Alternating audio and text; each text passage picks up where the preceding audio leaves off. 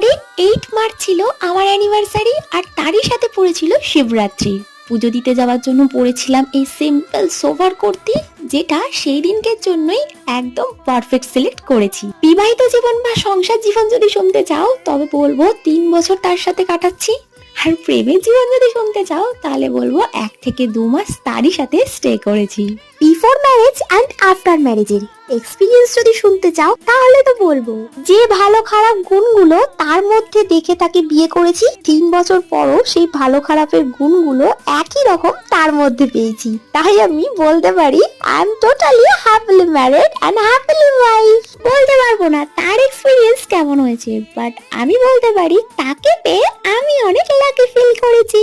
Okay, now this is my final look and this was my nights anniversary gift. Okay, আমাদের love story শুনতে গেলে নিচে comment করো, আর ভিডিওটা ভালো লাগলে লাইক করো, আর আমাদের অ্যানিভার্সারি ফুল ব্লগ দেখার জন্য